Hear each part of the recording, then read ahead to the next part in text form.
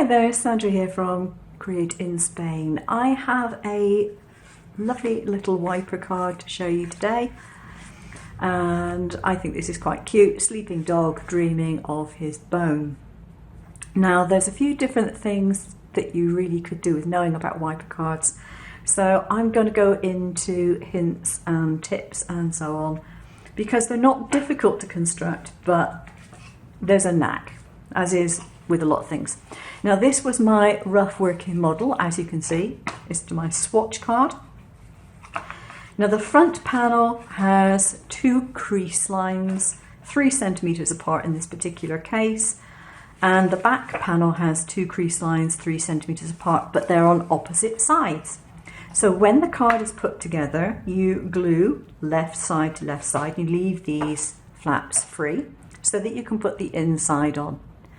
Now the reason I use the left side is simply because it's easier to remember how to put these together if you have a set way of doing it. You can change it up afterwards if you want to, but once you get used to it, just keep to one side rather than swapping over, because it might confuse you.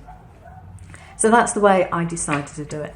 And when it's put together, you stick this side together, and then that's the closed version of the card, so it folds completely flat for posting, and then you open it up and whatever it is in there pops up.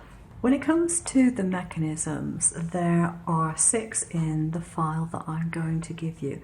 And what I suggest you do, if you don't have a double-headed cutting machine and it's easier to do it this way, when they are still on the mat, mark an X on each one near the little hump.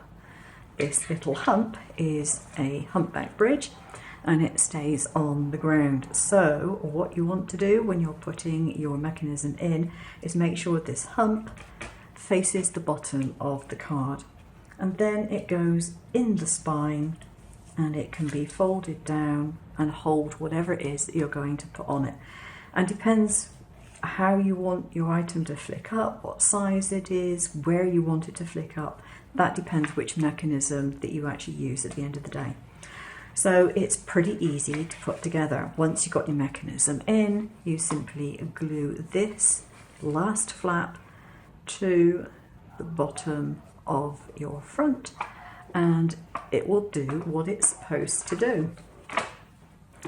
Now here is one that I started off and made a little error on, because I want to do some stenciling on the back and I didn't make my stenciling big enough, so I decided to redo it.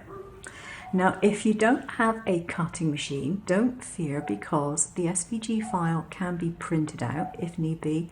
You can then trace it onto some stiff card. And the only cut line that there is in this is this one cut line here. So you can literally trace it and cut it out with a pair of scissors and still have a very nice card to use. So the whole design can be traced and coloured in and done without a cutting machine at all. So the other thing you could have done with this particular design maybe is have him dreaming of something else, like a birthday cake. That would be quite good fun. But the basic card design you can do however you like with a flat front and colour it in, whatever. But this just shows you that you can have a more interesting shape on the front and still do the pop-up inside. This particular one I've done out of a relatively thin cardstock on the front. The cardstock on the back is a bit firmer, which I think helps. And I coloured it all in with my alcohol markers. Now you might recently have seen a video, because I've got the full 120 set of the Arteza markers, and I am just using them and seeing how I like them.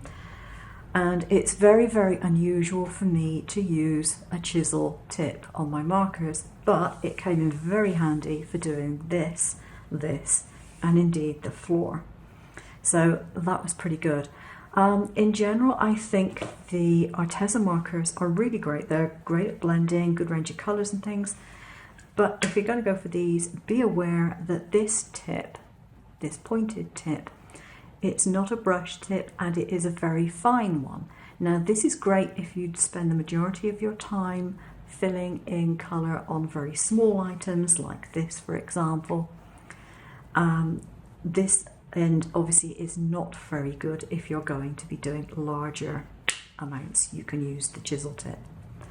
I have actually commented to Arteza that it would be really, really great if they produced a set of replacement tips for the chisel, for example, if not for the pointed bullet tip, that were actually brush tips and sold them in bulk. So you could actually replace half or more of your chisel tips if you wanted to with a brush tip. And they said they are looking at doing a brush tip. They haven't got there yet. But yeah, hopefully they might, because to be perfectly honest, this with a brush tip would be absolutely brilliant. That was a pretty good test of the markers. I was very impressed. I really liked the blending on them. The back of this, you can see a little bit of colour showing through here. And that's because when I folded up, I realised that you'd see the white back, so I coloured this afterwards.